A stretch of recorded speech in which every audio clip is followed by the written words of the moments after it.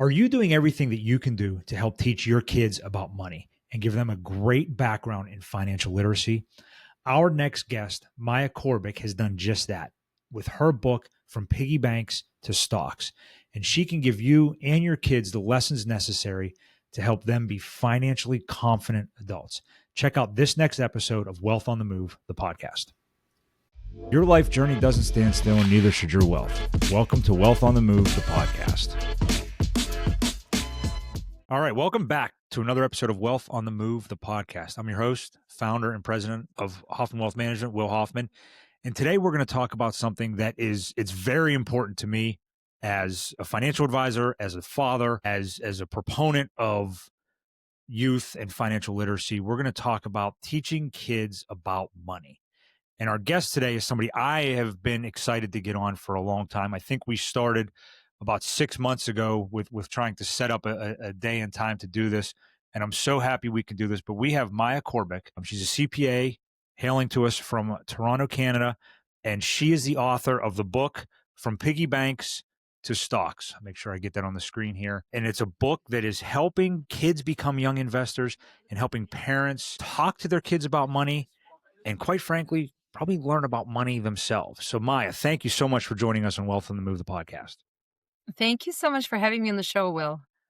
Like I said, I'm so excited to do this. This is, first off, I guess before we get too deep into it, thank you so much for this book. As someone in, this is my 23rd year of being a financial advisor.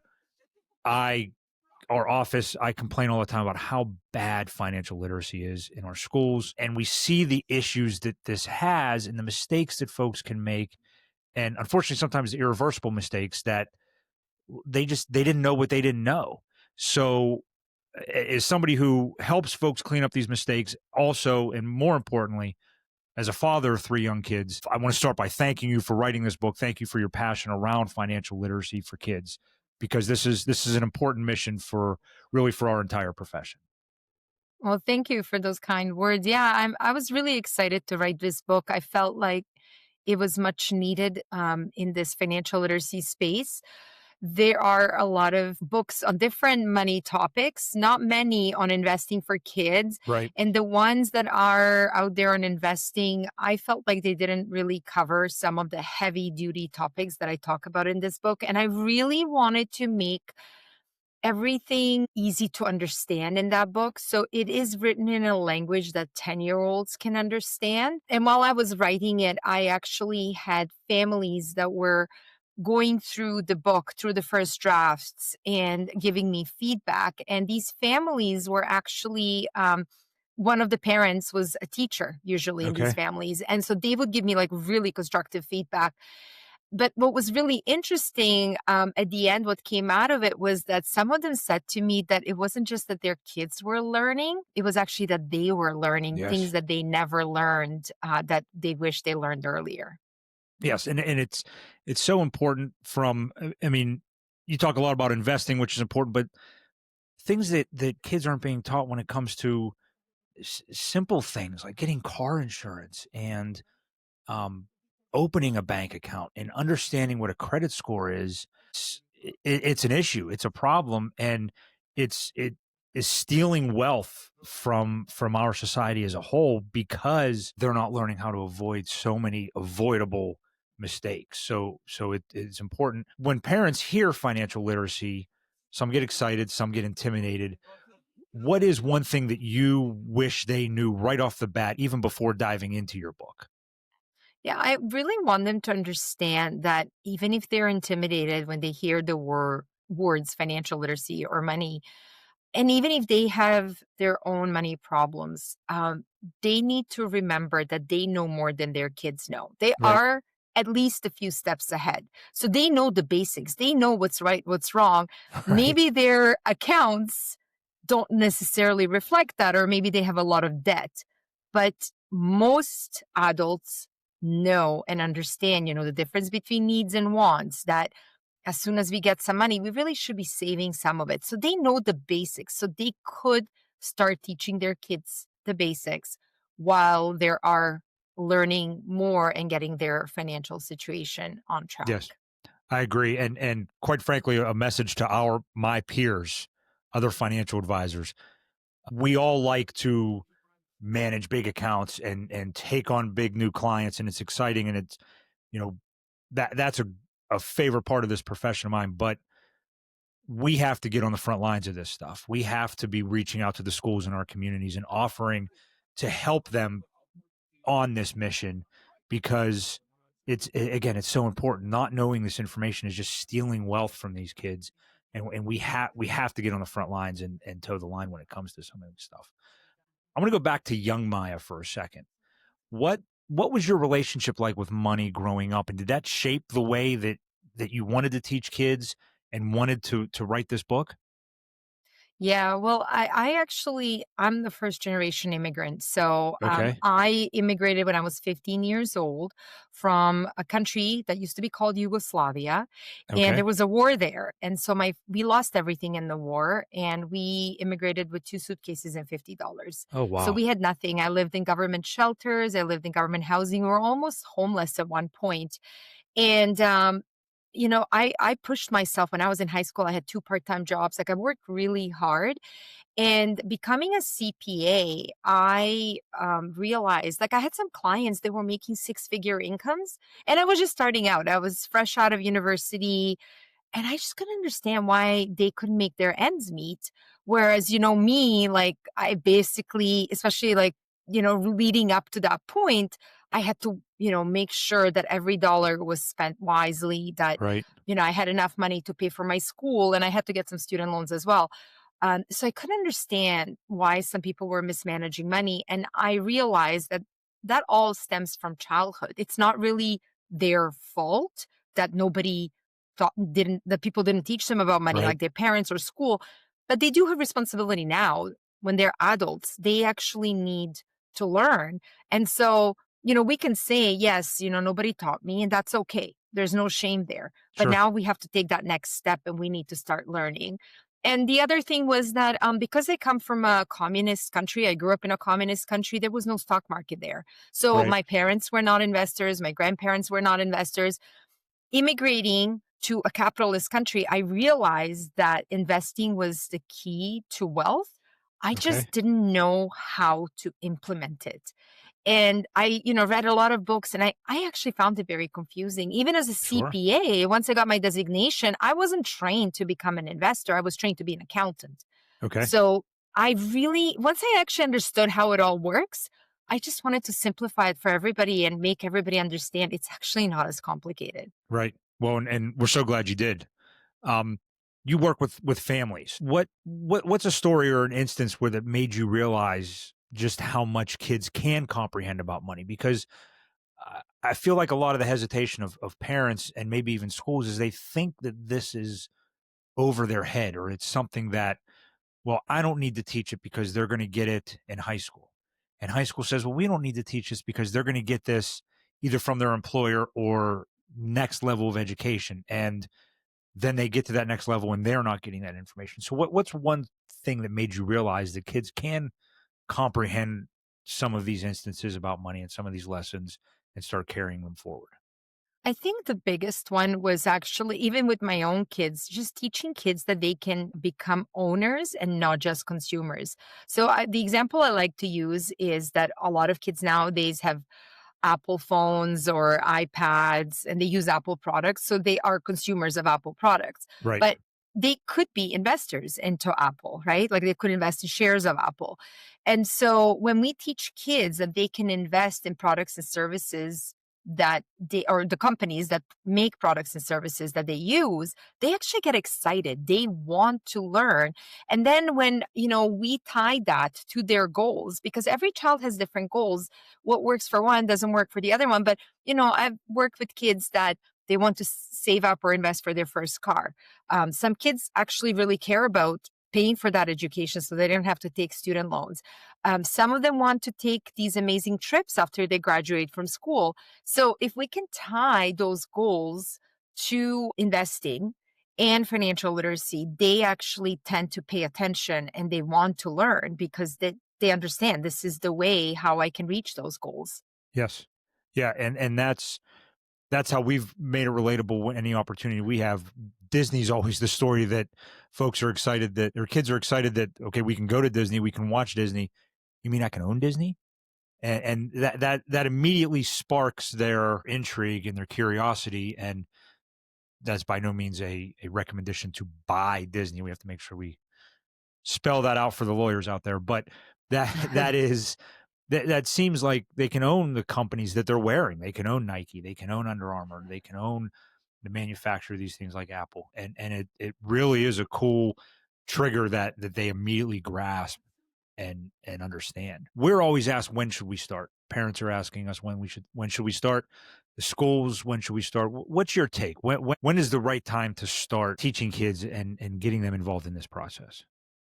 So when it comes to money, and not just investing, I would say definitely age 4, 5. They're Okay. old enough to understand the difference between needs and wants.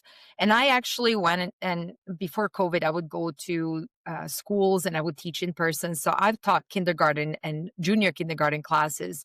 And these kids are fully capable of understanding what's a need, what's a want, what's the difference. They need to spend money on needs first, even though that some adults actually struggle with that, right? Right. But yeah, and then just I know that we live in a cashless society. A lot of people nowadays don't use cash, but if we can start using cash and just so that they can actually see the money, see Yeah. the currency, that's a good place to start. And I would just say, like, don't make it complicated. Make money conversations part of everyday life. Like, if you're paying your bills, if your child asks you what you're doing, you can just say, "Hey, I'm paying my bills. You want to see what I'm doing?" And you can show them. If they say, "No, I don't want to," then that's okay. Sure. Um, just give them as much information as they're interested in. Like, don't try to shove this knowledge down their throats. Like, make it fun, make it interesting, make it relatable. Yeah. Don't make money taboo in your home, even though, like, maybe you grew up with money being taboo in the home that you had when you were little. Yeah. Well, that was something my folks did with me, and I don't know if it was intentional or not, but including us in the conversation when it came to grocery shopping or back to school shopping. One lesson that my mother did for all three of us, we were planning a trip to Disney World, and we had to accumulate the money for our own souvenirs. It was our first trip. It was really our only trip as kids, and we had to work to earn the money and then save it. I love the idea of a piggy bank and seeing cash because you can see the money accumulating and understand, if I do this, I get that, and watch it accumulate. And then that's what we had to spend on souvenirs. It may have been a way for her to get us to vacuum the floor a little bit more frequently or, or help cut the grass, but it worked. And we were responsible about the choices we made once we were there. And we knew we couldn't have everything we could see because we didn't have enough. So we knew how to budget and take that. And that's been a lesson that I think has stuck with me to this day. Again, I don't know if it was intentional or not, but mom, if you're listening, it worked. What's one conversation that a parent could literally have today, right now, whether it's at the store, at dinner, that opens the door to better habits like this? One conversation. Okay. Um, I think it's just I don't think it's just one conversation about something specific, but I would say it is just as to, like, what is happening, whatever the parent is doing. Again, paying bills, negotiating a cell phone bill, Hmm. paying for insurance. It's kind of like, hey, do you know what insurance is? Like, why do we have insurance? Why is it important? Should we just drop insurance? What would happen if we did that? Like, Right. those kind of conversations. And kids are really, really curious. And one thing that I would suggest in terms of the conversation with kids is, when you're talking to your child, let's say your child is 5 or 6, the best way to talk to them is, like, pretend you're 5 or 6. How do 5 or 6 year olds talk to other 5 or 6 year olds? Right. That's kind of how you have to explain it. So you can't use the big words. You have to kind of explain it in a way that you think they'll understand. And even if they don't understand it first time, that's okay. I know with my own kids, I had to repeat some concepts over and over and over again, and eventually they started sinking in. So just don't give up. I feel that teaching kids financial literacy is a long process. It doesn't Yeah. happen just after one conversation. No, I agree. You have to build it into to create those habits. I don't know what I think the science says. It takes 21 days of consecutive work to develop that as a habit. So one conversation, you're right, is not going to instill the habits. You mentioned cashless and without being able to see money and with screens and apps everywhere. Do you have a suggestion for what families could use or how they could use technology without losing that connection to physical currency to help engage their kids or help move this conversation along? Yeah, and there are a lot of different apps out there for kids that actually help kids understand money. So parents, if they're into chores, whether not chores, sorry, allowance, Hmm. but allowance, it could be allowance tied to chores or allowance not tied to chores. There are a lot of different apps that they can use. And then once they pay that money out, then they can ask their child to save a portion of it, even invest it. Some of these apps allow the kids to invest that money and the parent Oh, has to cool. approve it. So there are different ones out there. There's Greenlight, there's Busy Kid, there's Go Henry. If you're in Canada, there's Mido. Mido is free, by the way.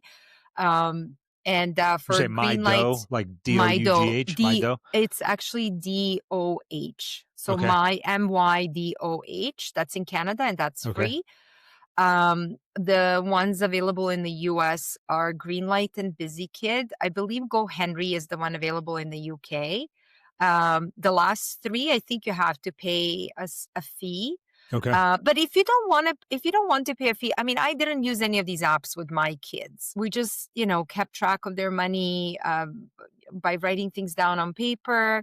And I actually opened up their bank accounts very early so that they Okay. could see what was in their bank accounts. But sometimes people freak out or parents freak out when I tell them that, I opened up bank accounts for my kids. And it's not like I gave them their bank cards and they could just go and do whatever they wanted. When they were in grade one and grade two, I was holding on to their bank cards and I would only bring them, if we went to the mall or we were going to Walmart or Toys R Us. And I kind of knew that, okay, they may want to purchase something. So before we went to places like this, I would be like, hey, let's look at your bank balance because they had a savings account and they had checking account. And in the Okay. savings account, they would save their money, which we eventually invested. But in the checking account was their money for spending. So I was like, okay, let's see how much money you have, so that when you go into a store, you know what your price point is. Like, don't even bother looking at anything more expensive, Right. right? And they totally knew, and they were okay with that. They're actually really smart. Kids are so smart. As Yes. long as they understand the ground rules, they are, they'll abide by those ground rules. Right. Well, because that's when we go buy a car, we know what our budget is. We should know what our budget is. So that's unfortunately a lot don't, and that's where they get themselves into trouble by making the decision based on emotion instead of a disciplined approach. And knowing that budget for as a kid and carrying that forward, whether it's as much as a pack of Pokemon cards, it builds those habits and builds that muscle memory so that when it's time to buy more important, more expensive things, they're taking the same approach. All right, let's bust some myths. You've touched on it once. Kids are too young to learn about money. True or false? Definitely false. False. Yeah. Here's one that may or may not have some relevance to it, but talking about money will make kids greedy. What do you say about that? I think a lot of people are afraid of that. I don't think so. No, I think not talking about money may make kids greedy because when you talk about money, there are a lot of different concepts that you're introducing. One of them is delayed gratification, one of them is appreciation for what they have. And so Hmm. they get to value, let's say, their own possessions and what they have. And they get to realize that there are so many other people who have less than they do. And that, giving is also part of financial Yeah, that was going to literacy be when one of my next questions. The right. charitable component, and Yeah, I mean, we're a lot of us are doing great. Like we may think, oh, I don't have a private yacht or private jet. I'm not doing so well. Well, you know right, what? We are all doing a lot better than majority of the world out there sure, because, the standard of living in North America, Canada, and US is a lot better than in some other countries. yeah. So yeah. But I also think understanding money. I have the opinion that we're obligated to help, and that's part of the social contract that we should be helping in some capacity somewhere to help change the trajectory of some of this stuff, whether that's through financial contributions or through work and effort, and understanding money can help lead to that, as opposed to making kids greedy because of money. I also think it instills some work ethic, which leads to my next question. What are your thoughts on an allowance? Oh, wow, that's a fully loaded question, and if we have 5 we minutes, I'm happy to answer Yes, it. we have 5 minutes. I want to hear this because I grew up with an allowance. Linda Hoffman was not allowing Will, Rob, or Amy to rest. If there was a way to go earn, she didn't care if you were tired. Go shovel a neighbor's driveway. Go cut lawns. Go earn. So that was the house I grew up in. Was go earn. Here's your allowance, but you're not going to sit on your duff when there's nothing to be done. So, but yes, I would love to hear your concept on allowance. Yeah, so it's actually interesting because I've seen parents argue over this, like some heated arguments.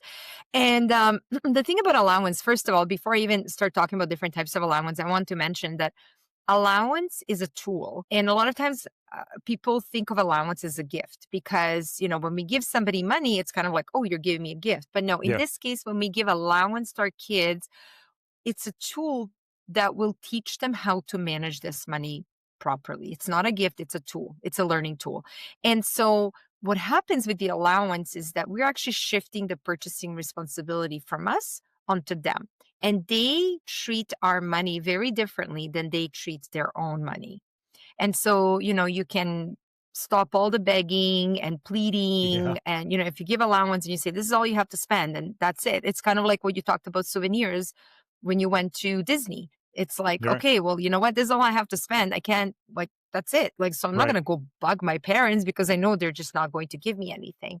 And then the big thing about allowance, too, is that I think it's really helpful because it teaches our kids to manage money when the stakes are low and dollar values are low, rather than them learning on their own when they graduate from university or college and they have a six-figure salary.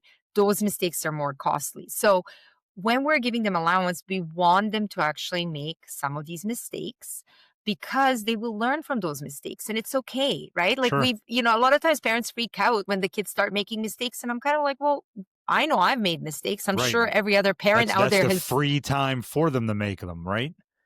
My Yeah, dad always says, yeah. "Little kids, little mistakes; big kids, big mistakes." That was the time to make them, was when you had the insurance of your parents to help you through them. Exactly, exactly. So with that being said, by the way, I've been actually teaching this for past 13 years. And because I've worked with a lot of parents, I've actually realized there's no one right way of doing allowance. When you pick allowance, it should tie to your family values and your morals. And so you need to pick the approach that resonates best for you. And there are Okay. four actually different approaches. So the first one is allowance tied to chores. And parents who pick this allowance method, they want to make sure that their kids know the value of hard work. And, money doesn't grow on trees. And so that their work is being rewarded. And obviously, if they don't do any chores, they don't earn any money. Okay. Then there's a second group of parents that doesn't tie allowance to chores because they think that, again, money is there as a tool to teach kids how to manage it. And they will give allowance every week. But the chores, there's an expectation for kids to do the chores because they are contributing members of the family unit.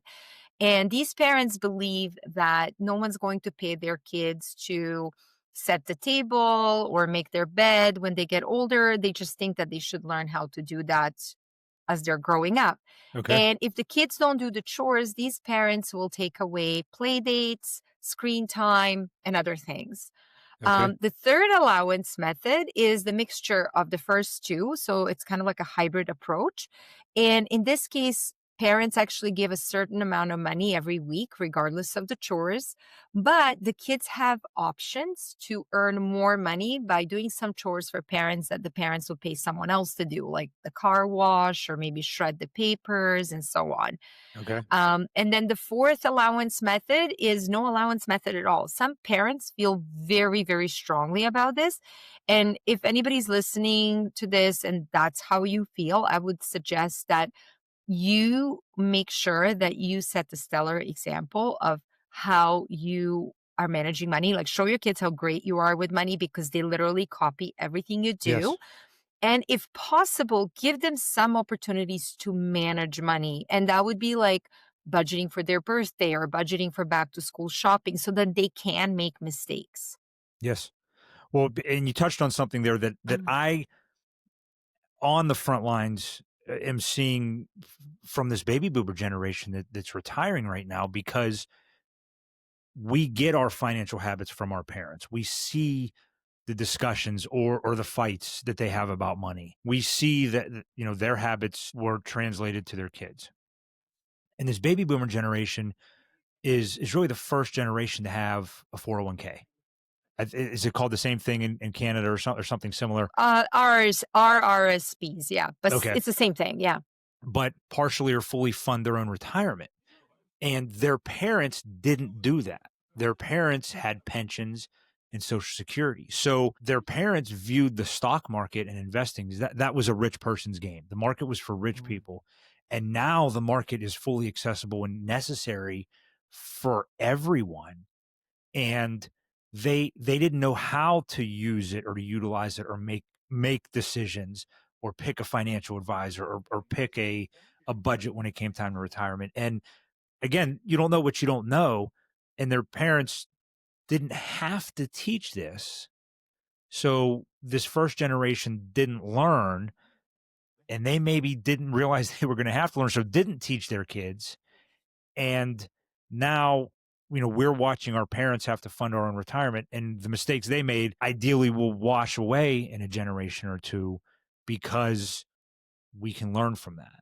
I don't know if you share that idea or not. I see baby boomer, they're justifiably confused because they didn't watch anybody make these decisions ahead of them.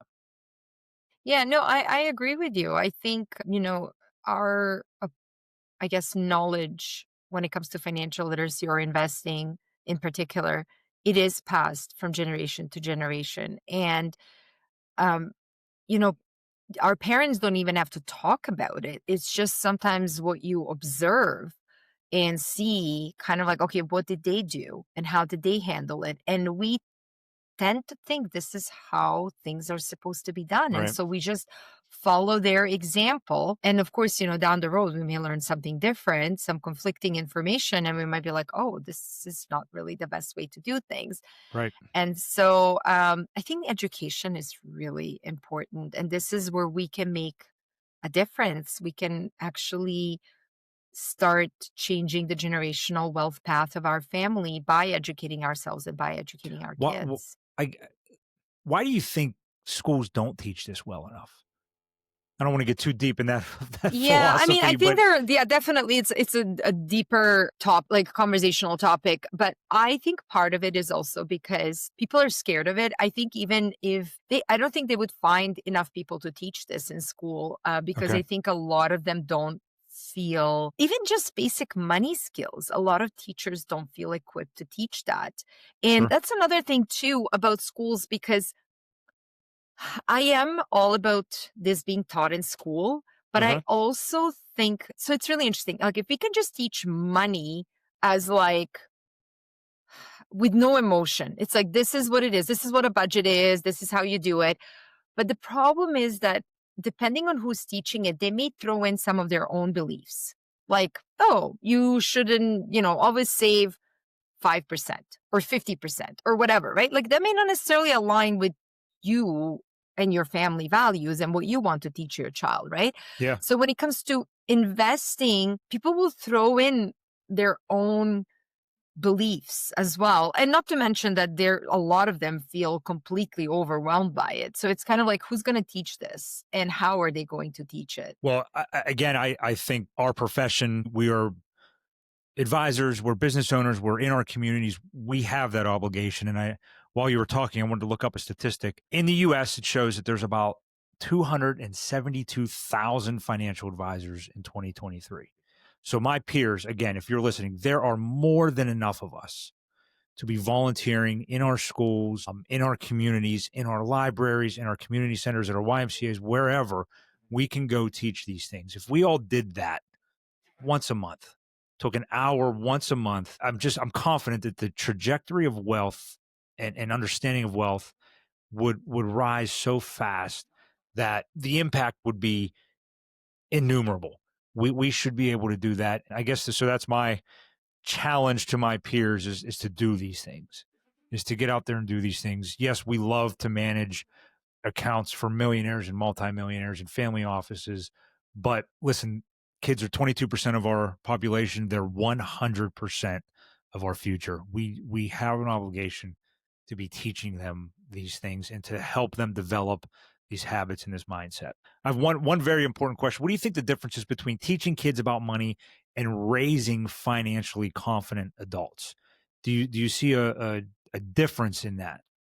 Yeah, absolutely. I think teaching kids about money is, I think you can teach the basics, but it doesn't, it's almost like there needs to be some sort of wholesome approach to education that leads to financial confidence and independence, that they understand that they can make certain decisions now that they're younger that could potentially lead to them having options later on and having freedom. Yeah. And a large part of it is learning how passive income works and that Yes. it's out there for all of us. And you don't have to have a business, because I know that's very, like, I even had some of my students tell me, Miss Maya, thank you for teaching us about cash flow quadrant and passive income, but I don't want to be a business owner. And I'm like, that's fine. You don't have to be a business owner. You want Right. to be an employee? Be an employee. But your obligation towards yourself is to take a portion of every paycheck and invest it, because you don't have to be a business owner. You have to be an investor. Like, Yeah. I mean, I don't want to say it would be nice that you're an investor. You have to be an investor. You want to have financial freedom down the road, you have to become an investor. Yep, I agree one wholeheartedly. So we're airing this at the beginning of the year. It's financial resolution time. If families made one commitment this year to improve their financial conversations in home, what should that look like for them? I would say just make it simple. Like, again, Okay. I like to go back to those everyday money moments that you're doing. Talk to your kids about it. Talk to them about what you're doing. Ask them questions. I have this it's actually funny. I have this free money chat calendar, and Okay. there's like Is that 30 something that questions on it. we can put a link to in Yeah, our you show can notes? link Okay. it. Absolutely. It's free for anybody who's listening. You just, I'll give you the link and then they can just sign up and get it. And Okay. every day there's a money question there. And the reason, and some of the questions are silly, but the reason why I think it's important to not just preach to our children and like tell them, I'm doing this, I'm doing that. It's important to ask them questions because you really get to understand their knowledge and how much they know about money, and if that knowledge needs to be tweaked in some way. Yeah. And this is where you come in as an educator, as a parent. So, but these questions, again, like they're just fun, and some of them are silly, but it's just, it's a good conversation to have with the kids. You can put this up on your fridge or like in your office, and ask these questions during a car ride to a soccer practice or during dinner. And it's a great way to chat to Yeah, it's a kids great tool. about Make money. sure make sure you access that in the link in the show notes. We'll have that there Hmm. so you can get that. Maya, your book is already having a huge impact. What's next for you? Are you building anything new or creating anything that we should be on the lookout for? Yeah, I'm actually just working. Actually, I'm reorganizing my Wealthy Kids Investment Club Okay. that helps parents What's teach that? kids Yeah. about money. Yeah, it's a club where it helps parents learn more about money and also helps them teach kids about money. So we are in the process of simplifying the lessons and making them. I wanted it to have the same impact like the book. I want people who are members to go in there and be like, okay, this is what I want to learn. And, it's like super simple and they like understand it in like no time. It's guided step-by-step instructions. And so that's kind of what we're working on now in December. And I'm hoping to be rolling it out in January or February, the latest. How can folks follow along with that or even join or sign up for that if they wanted to? Yeah, they can just go to wealthykids.club. So not com, like wealthykids.club, CLUB. Okay. Um, yeah, or if they end up getting the money chat calendar. They will be on my email list, and then they will be notified when Okay. this is updated and ready for them to join. Awesome. That sounds incredible. I think the Hoffman boys will be enrolling, all three of them, because we do everything we can. One of my favorite lessons is to allow, and the 9 and 7-year-old really aren't quite there yet, but my 14-year-old, involve him when it comes time to planning family trips and how we choose our flights or our hotels and things, to understand that, listen, this is not an infinite pool of money where we're going and doing things that we want to do. We there's a method to this, and understanding that can kind of transform back into home and how you shop for a car and how you pick a home and a budget and things. But again, the book, I'm going to hold it up here again, From Piggy Banks to Stocks. Check it out. We'll put a link in the show notes as well for where you can get the books. And Maya, how should our folks follow you so they can follow along with your content and get more information as you roll along? Yeah, thank you so much, Will. Yeah, so I am on social media. On Instagram, you can find me as Teach Kids Money, and also same handle on Facebook as well as TikTok. I post daily free tips for parents on educating kids about money. So if that's something that you're interested in, feel free to follow along. Yeah, and we need to share some of those as well, so we can promote this, because again, it's such an important mission that I can't overstate that enough. That it's our profession's obligation. It's our obligation as parents to make sure we're doing this. Thank you so much for joining us here on Wealth on the Move, the podcast. Again, I'm your host, Will Hoffman, founder and president of Hoffman Wealth Management. You can follow us. I'm very active on LinkedIn. Just under my name, Will Hoffman. You can check out our website, hoffmanwealth.com. If you have any questions or anything there, there's a mechanism to submit a question, or to book a call with someone in our office to talk more about how we can help you. But again, until next time, please remember, keep your wealth moving.